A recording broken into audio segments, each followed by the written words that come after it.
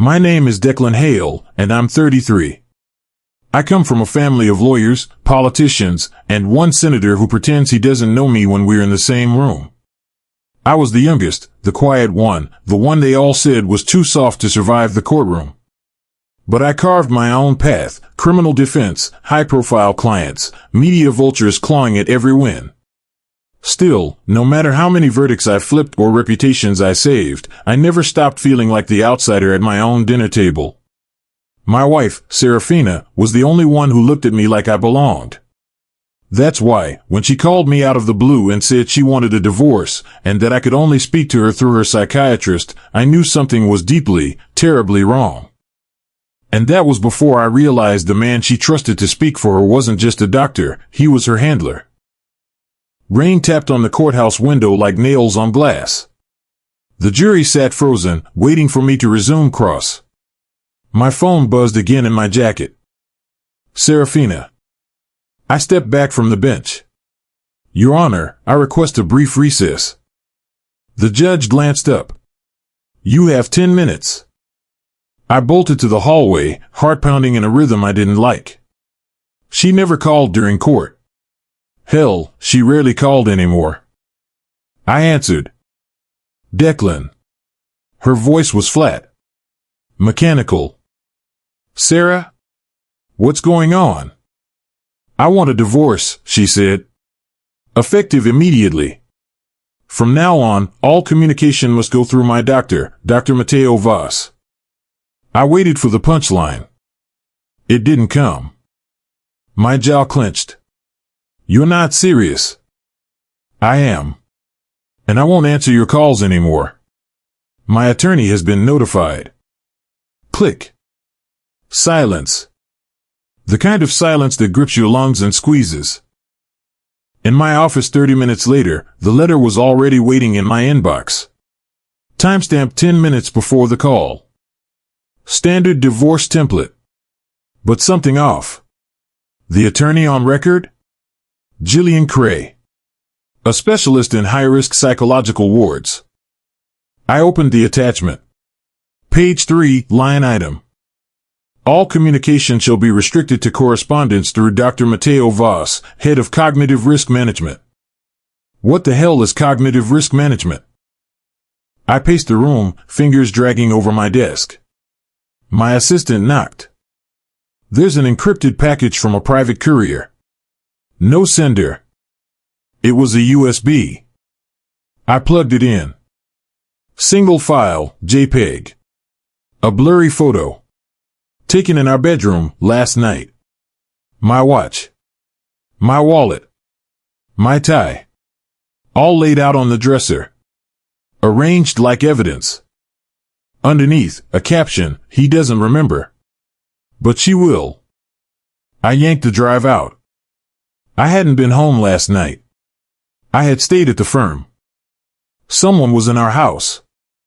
Someone pretending I was. By noon, I was inside our house. Locked. Empty. Cold. The bedroom smelled like bleach. Her clothes gone. Jewelry boxes stripped. Drawers open but clean. On the nightstand, a pill bottle. Patient, Serafina V. Hale. Prescribed by Dr. Mateo Vaz. Use, as directed for neural compartmentalization. I don't know what neural compartmentalization is. But it doesn't sound like something prescribed during marriage counseling. I took a breath. Dialed her. Voicemail. This inbox is full. I sent a text. I'm coming. I'm not leaving you to this. 3 dots. Then nothing. No reply. Someone was watching the house. Across the street, an unmarked black Chrysler. Parked. No movement. Tinted windows. Still as death. I walked toward it. The engine started before I reached the sidewalk. It pulled off slow. No license plate on the front. I snapped a photo of the back. The rear plate was smeared with mud. Intentional. They wanted me to see them, but not identify them. Sometimes, the ones who watch you don't care about hiding. They want you to know you're being watched. It's part of the game. That's what my client once said before I got him off a federal stalking charge. Now, the game was mine. I called a friend, Nova Thorne. Tech forensics. She owed me. Big. Her voice crackled on speaker. You sound like shit. Can you run a signature check? I've got a digital doc with my name forged on a property transfer. Email it. I did. She called back 5 minutes later. That's not your digital fingerprint. Someone cloned your approval cert. Not just faked your name, they mimicked your encryption key. Only 3 people had access to that encryption key. One of them was Serafina.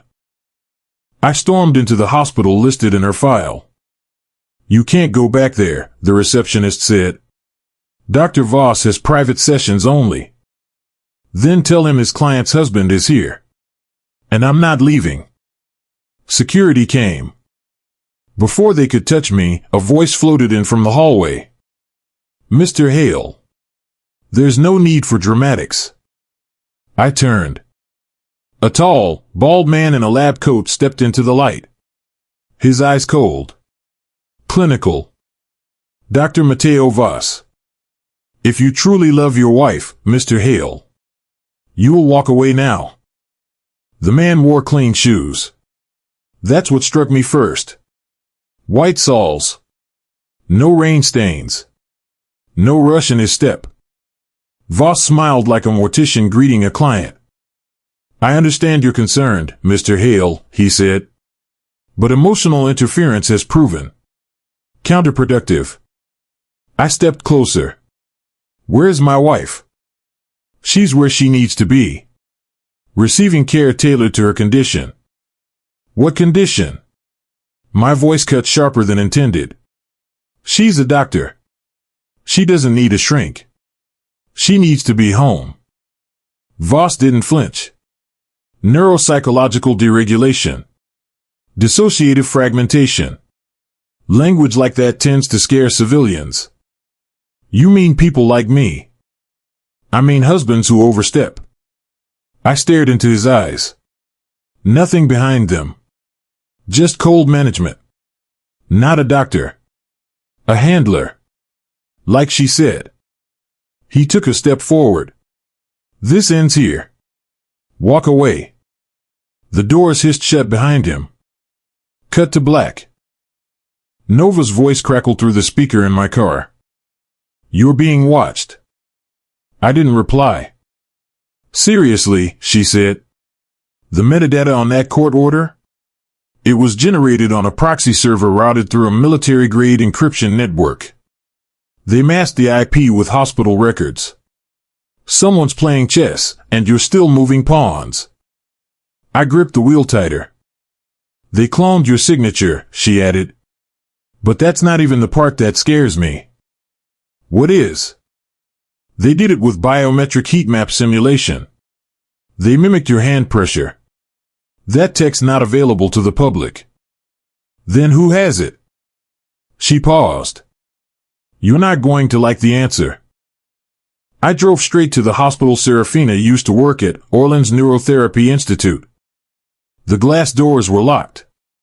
Reception was empty. No badges. No lights. I buzzed twice. Nothing. Through the glass, I saw someone standing in the hallway. A nurse? No. She stood motionless. Then, slowly, turned around. She mouthed something. 3 words. Help. Me. Now. The lights inside flickered. When they returned, she was gone. Cut scene. Back in my office, I dug through our joint bank statements. Tens of thousands had been moved into something called Cognition Restoration Trust. An account that didn't exist until 2 weeks ago. Authorization, Declan Hale. I hadn't touched it. Nova scanned the origin. Bank listed as medical escrow. Legal in Louisiana. Used to hold funds during mental health transitions. But here's the kicker. She sent me a screen grab. The funds had been tripled using a phantom collateral note. A forged promissory line in my name. I hadn't just been impersonated. I'd been sold. The rain came harder that night. I sat in the back seat of a rental, across the street from a private medical suite listed on Voss's company's 990 form.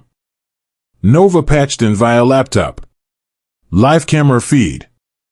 Dark hallway. One door marked VSH47.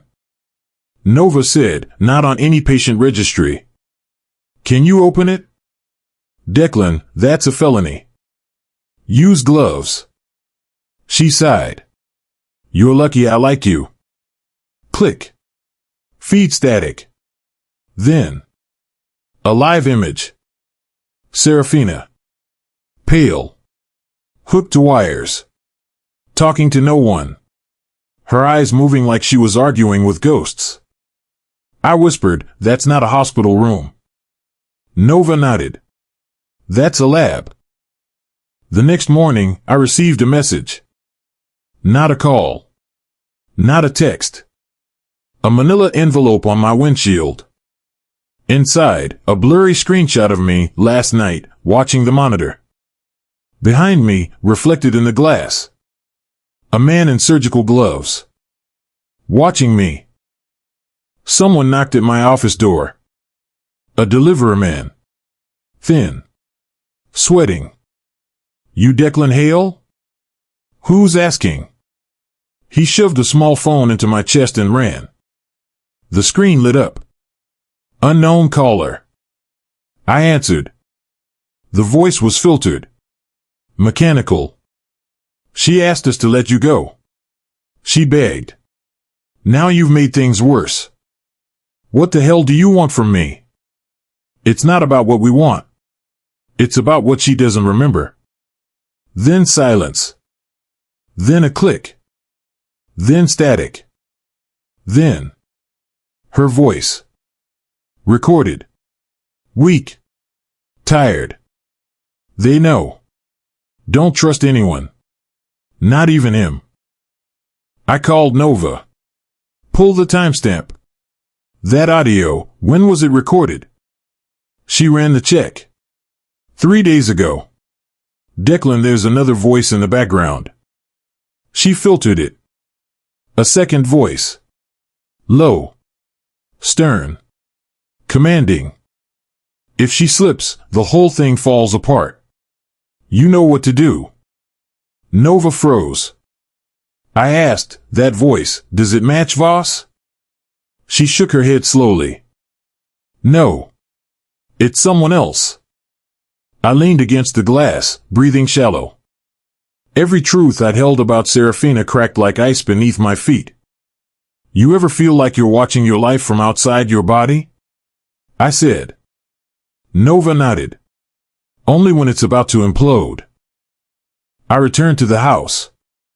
Found the safe we kept in the closet. Open. Ripped. One item remained. A medical report. Pages torn, smeared with water. Handwritten in the margin. "I'm not crazy. But they need me to look like I am." They didn't just take her. They rewrote her. I walked outside. A black car pulled up, slow. Tinted windows. The passenger window rolled down. Not Voss. Not a stranger either. My old client. A man I helped beat a manslaughter charge 5 years ago. He smiled. "Time's up, counselor." He pointed to the back seat. Inside, a man in a gray suit. "You're coming with us." She's ready to talk. "Your wife isn't hiding from you, Declan. She's hiding you from something much worse." The ride was quiet. The man in the back seat kept his eyes on me. The other one drove like they weren't in a hurry, like they had nowhere urgent to go. That meant they weren't afraid. The car smelled like citrus and gun oil. "You know," I said, eyes forward, "I defended you when no one else would." You killed your brother's supplier. Cold blood. They had the camera footage. The man in the back shrugged. He gave my niece fentanyl. I'd do it again. And now you work for who? Voss? He looked out the window. I work for the ones who pay me to keep people quiet. A beat. Like your wife. The building wasn't a clinic. It was a converted hotel, gutted from the inside. Cement floors. No signage. No sounds. Elevator ride up. Floor 6. The man in gray scanned a badge. The doors opened to a long hallway, white, lit with LEDs, walls smooth and silent. No room numbers. Just steel. Room 5. A camera above the door turned. Clicked once. Unlocked. They motioned me inside. The light inside flickered as I stepped through. Then, pure white. Serafina sat in a chair in the center of the room. Her wrists were free. But she didn't move. Just blinked slowly, lips parted like she'd been mid-sentence but forgot the words. Sarah, I said, stepping forward. No response. Serafina. She turned her head slightly, recognition flickering. Do you remember me? I asked. Her voice, soft. Declan. Why are you in the white place? White place? I came to get you out. She smiled. You already left me once. Flash. My memory snapped back, our last real fight. I'd missed her keynote at Tulane. She cried in the car on the way home. I said, your work's your priority, not me. I was wrong. I didn't know that'd be the moment they'd use to break her. Footsteps behind me. I turned. Dr. Voss. His tone dry. This is unauthorized. You're not her doctor, I said. I'm her stabilizer. That's not a medical term. It is where she's concerned. She's not a threat. She was, he said. Before she stopped resisting. I stepped between them. You drugged her. You faked legal documents. You stole our money. You broke into my life and rewrote it. Correction, he said, we restored hers. You were the parasite. I punched him. He hit the floor hard. Blood from his nose splashed the tile. He laughed, even as he held his face. You think this is over? He croaked. You're standing in a facility owned by the Rain Foundation. You can't win here. Funny thing, I said. You're bleeding on their floor. Cut scene. The hallway erupted in sirens. Flashing red lights. Voices shouting. The guards moved fast. I grabbed Serafina's hand. We're going. She hesitated. Then ran. We bolted down the corridor, past stunned staff, a nurse dropping a tablet, doors slamming behind us. Down the fire stairs. Alarm screamed louder. Ground floor. 2 guards at the exit. Nova's voice in my earpiece, back doors open. Right turn at the hall. 30 seconds. We turned. Gunshot. Concrete spark behind us. We ducked through the open service door. Rain hit our faces like glass. We collapsed in an alley 3 blocks away. She was shaking. Eyes wide. I know you, she whispered. I nodded. I think they made me forget that on purpose. I held her hand tighter. What did they do to you, Sarah? They kept saying. I had to forget the red room. What red room? But she was already fading. Slipping. Declan. If I forget again, don't let me go back. I kissed her forehead. Not a chance. We reached Nova's place by nightfall. She let us in without a word. Serafina curled on the couch like a child. Nova ran a scan. Her neural readings are all over the place. Someone's been using deep trigger therapy. I asked, can you reverse it? She shook her head. Maybe. If we can find the original treatment logs. Where? Nova hesitated. There's a place. It's not official. A testing site Voss was part of before he joined Rain's network. What kind of testing? Experimental compliance therapy. It got shut down. After a patient died. Serafina stirred. Halcyon. Nova froze. What? Serafina's voice trembled. That's what it was called. Project Halcyon. Nova's hand stopped typing. I've heard that name before, she said. It's blacklisted. Buried. But I think I know where we'll find proof. I looked at Serafina, then back to Nova. I want the truth. Nova met my eyes. Then you better be ready for it. Because whatever this is, it's deeper than both of you. And someone's still watching. Nova's apartment went dark the moment she typed the word Halcyon. Not a fuse. Not an outage.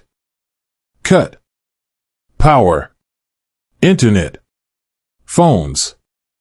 She cursed under her breath. That wasn't random. She pulled a flashlight from the drawer. We've been flagged. Serafina didn't flinch. She just stared at the screen. Her pupils dilated, breath shallow. Red room, she whispered. It's not a place. It's a trigger. I crouched next to her.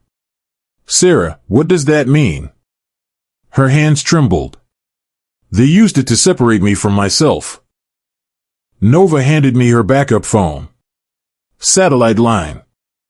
She pulled up the Halcyon files she downloaded before the kill switch hit. A woman named Aubrey Jalen blew the whistle on this 3 years ago, Nova said. She died 2 weeks later. Car crash. But her sister, Sadie Jalen, filed a FOIA request before it was sealed. Where is she now? Nova typed. Baltimore. Works at AMC, American Medical Compliance.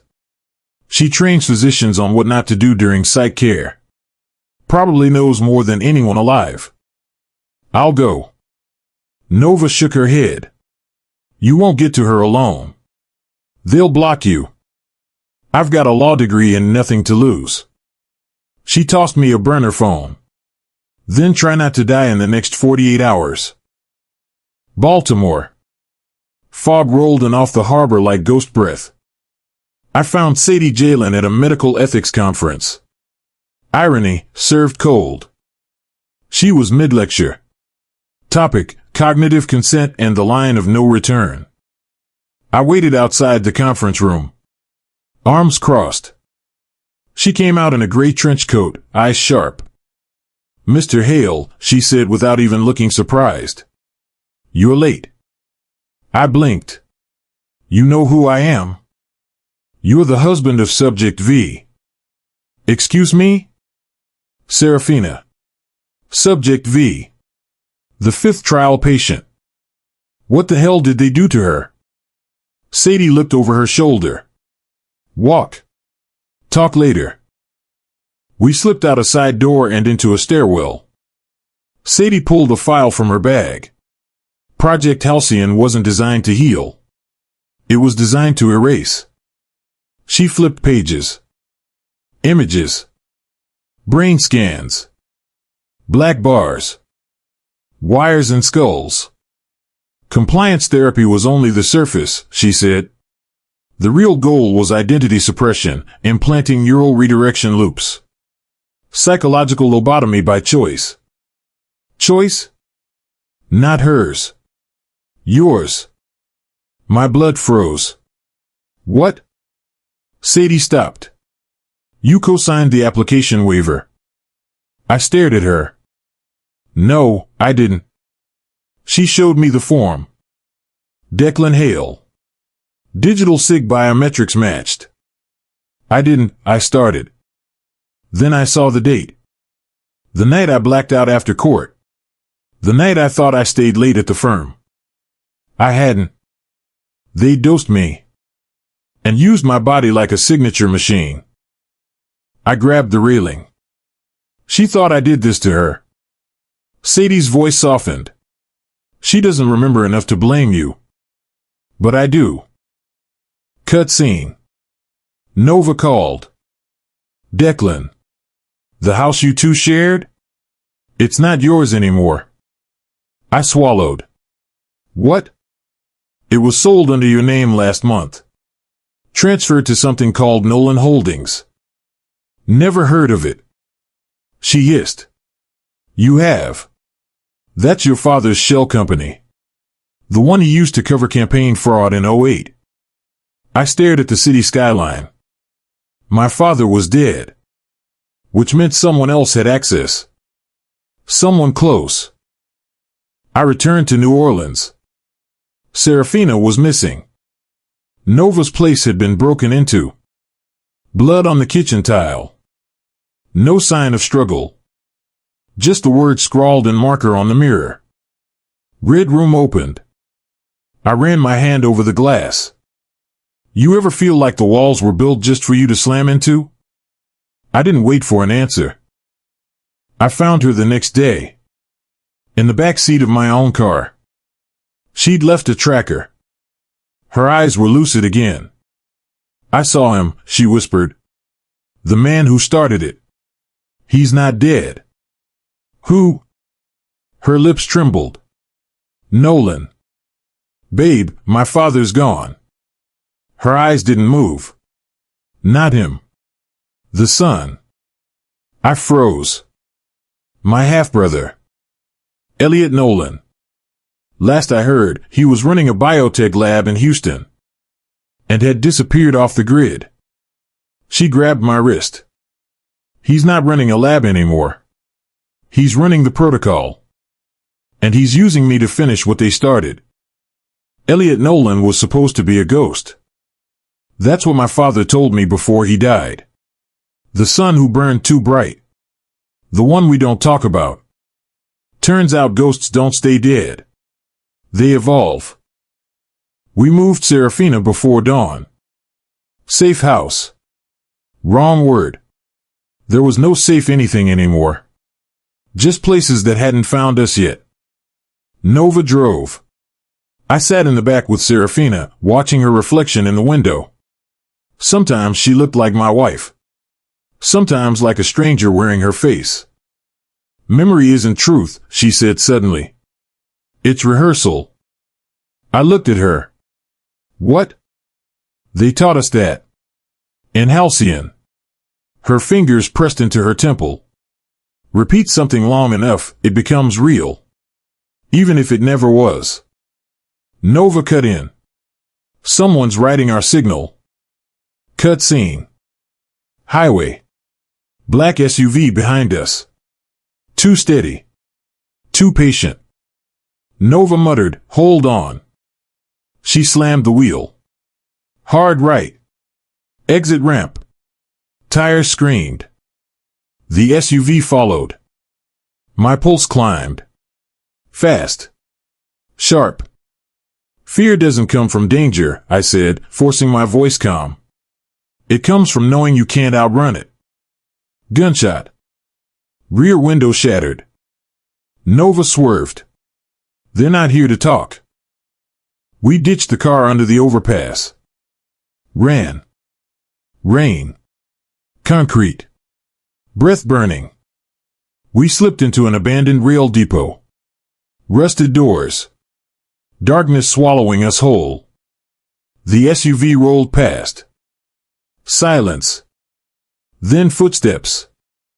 Slow. Measured. Nova whispered, they're trained. Serafina squeezed my hand. He knows you. Who? Nolan. He always studied you. Your cases. Your weakness. Her voice dropped. Me. We waited until night. Nova hacked a burner tower. Pulled encrypted traffic. Got something, she said. Old Halcyon subdirectory. Restricted. One file flagged above all others. She opened it. Subject 0. The first trial. Name redacted. Status, non-compliant. Retained autonomous identity. Serafina stared at the screen. I know her, she whispered. She escaped. Baltimore again. This time underground. Subject 0 lived off-grid. No socials. No credit trail. Paid in cash. Changed names twice. We found her in a church basement used for addiction counseling. She looked ordinary. Early 40s. Tired eyes. Scar at the base of her skull. She saw Serafina and flinched. They broke you too, she said. Serafina nodded. They tried. Subject 0 laughed. Hollow. They always do. Her real name was Alara Quinn. Former behavioral neuroscientist. Consultant. Whistleblower. She poured cheap coffee into chipped mugs. Hand steady. Eyes not. Halcyon was never about healing, Alara said. It was about obedience. About creating people who felt like they chose submission. She looked at me. Your brother funded it. I swallowed. He's not my brother. She tilted her head. Blood doesn't care about feelings. Alara pulled out a flash drive. Worn. Cracked. This is everything.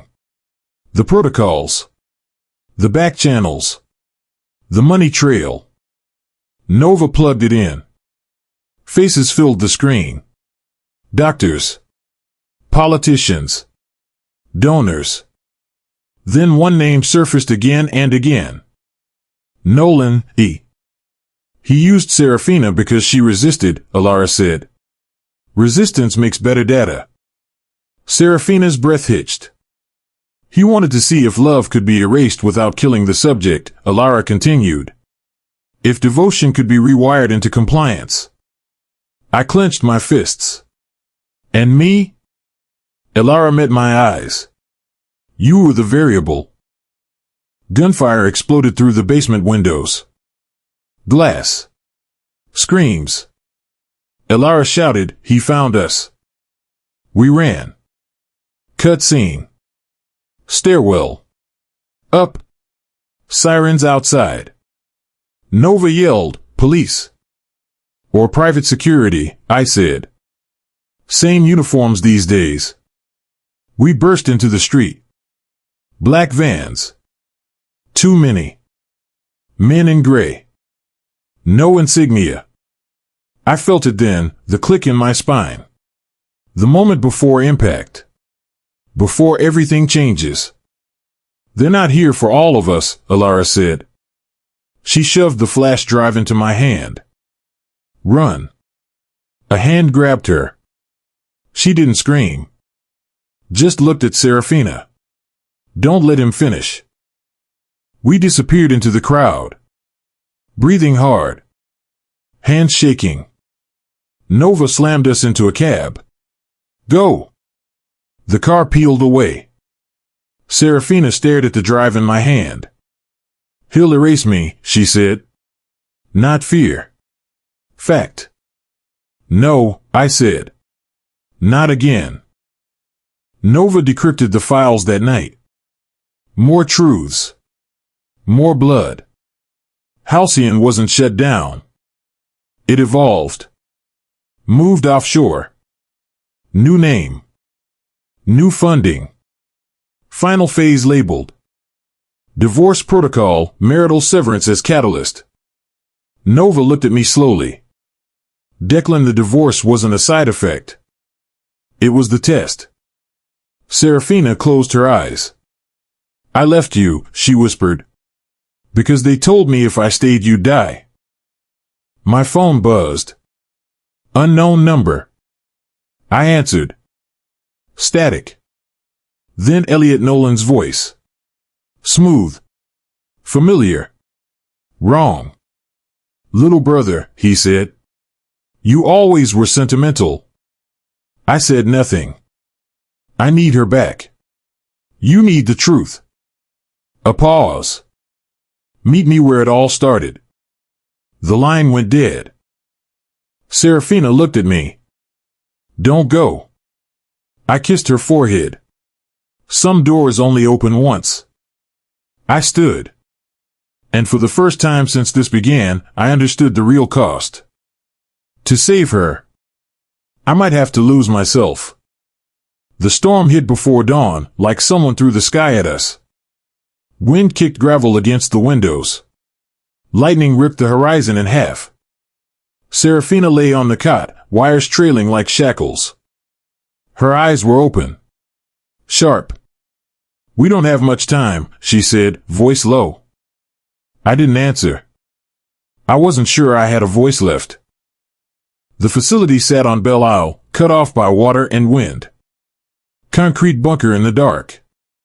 A place built to trap things, not free them. Nova led us. Flashlight. No badges. No mercy. We reached the door marked restricted access.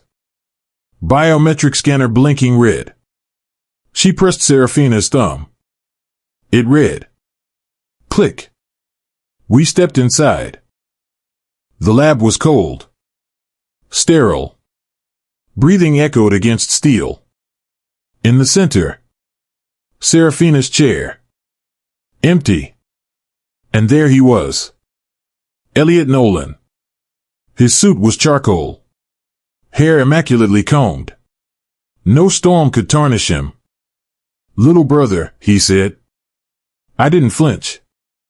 He smirked. Cute. Still think you can save her? I stepped forward. Let her go. He shook his head slowly. Really? After everything? After what your father built? After what I perfected? He gestured at the screens lining the walls. Brain scans. Neural maps.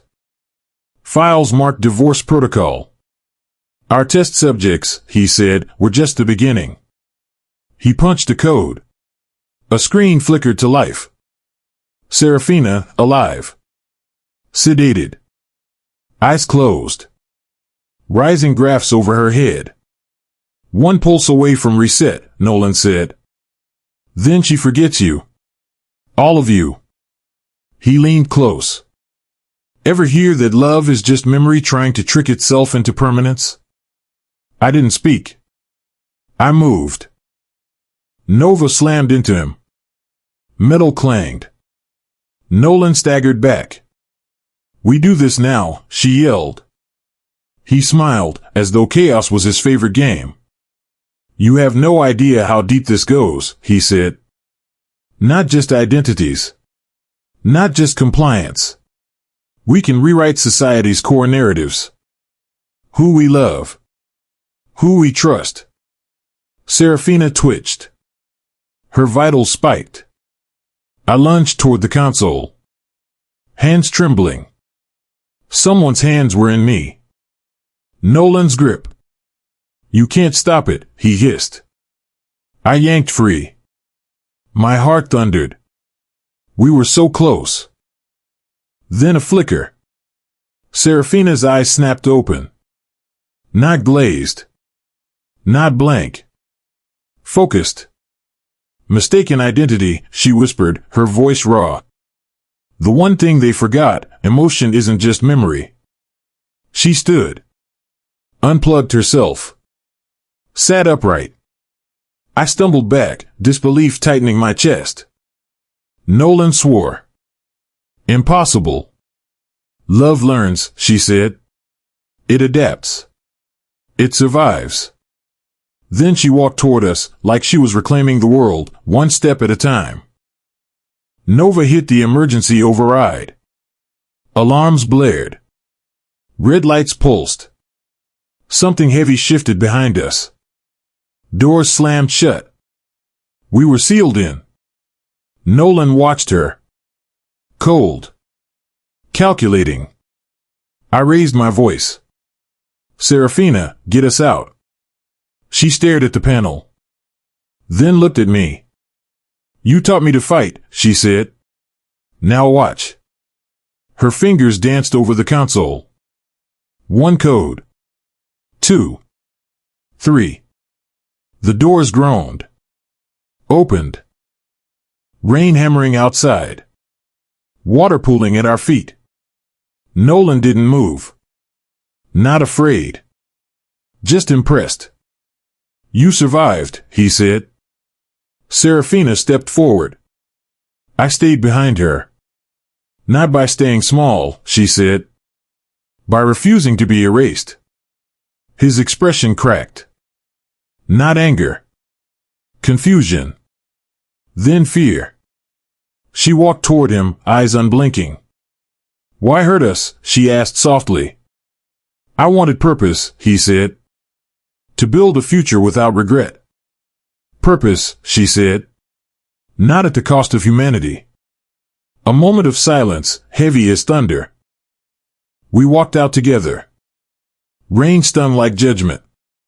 Nova called in a report. Federal agents would arrive. Nolan's network would fall. Serafina looked at me. I remember you, she whispered. Not because of memory. Because of truth. I touched her cheek. Truth was harder than memory. Truth was real. Days later, press briefings. Halcyon files leaked. Congress held hearings. Doctors testified.